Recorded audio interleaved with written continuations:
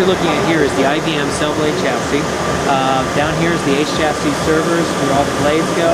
This is the next I/O video ingestion cage that resides in the Aja cards.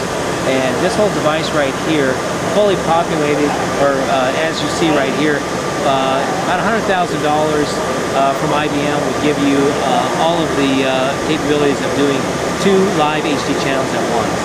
So about $50,000 per video channel.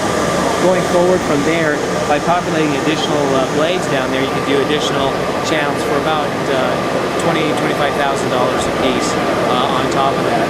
So you can see it's a very, very economical way of doing high-density video computing, and gives all sorts of opportunities for broadcasters, both in cable, satellite, anywhere. There's lots of channels being done. Each one of those cell blade devices down there carries 2 cell BE chips on it. Each one of those cell blades with those 2 chips can do 2 HD channels simultaneous in the live video compression. So essentially we're getting 1 HD channel out of each of those cell chips.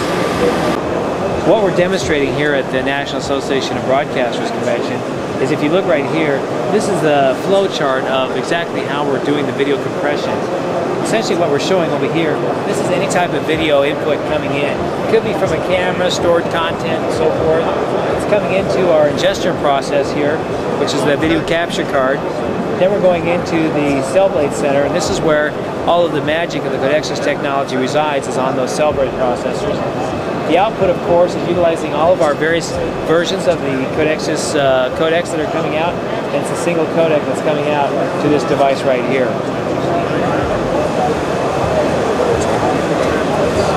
What you're seeing on this demonstration right here, this is a PlayStation 3. Remember that the PlayStation 3 incorporates one of the Cell BE chips on it. The Cell BE chip is what's running on each one of those cell blade processors.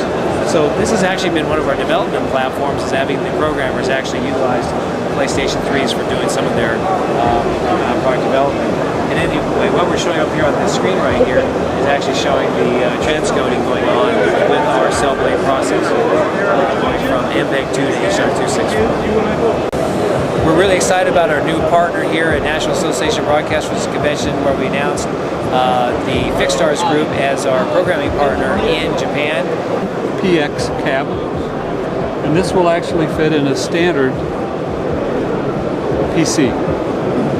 It has a dual mount, and this has inside here, it's hard to see, has 1 Cell BE chip on it, whereas the blade will have 2 chips.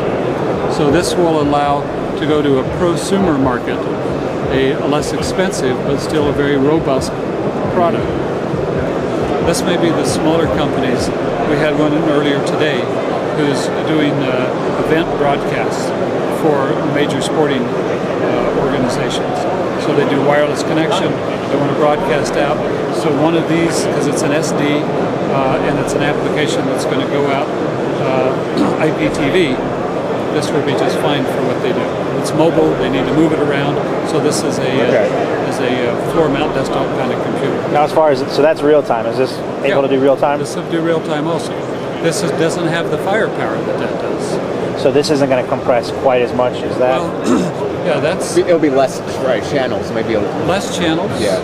And that will be able to do a higher level HD than this. We'll do 720p on this. This is designed, and that can do multiple streams, where this you do 1 stream or 2 streams depending on what you're doing. Right. So all the way around, you're just it's like an 8-cylinder versus a 4-cylinder. But there's a good market for the 4-cylinder. Yeah. If somebody only has 1 stream and 720p, you know, they won't have to buy a $150,000 product. Sure.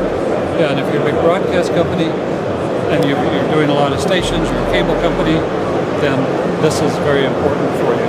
If you're a smaller prosumer level, then this is a very good solution. And at some point, we hope to have this in even smaller applications. We hope to have the software in the chip on your TV set. And once again, that'll be a different version, different variant, different market. That'd be very consumer market. We're not there yet. Okay. But ultimately, we hope the world adopts this across the board. Sure. Okay. So this is kind of a more compact application with a single cell BE chip on it with our software. Sure. I'm happy with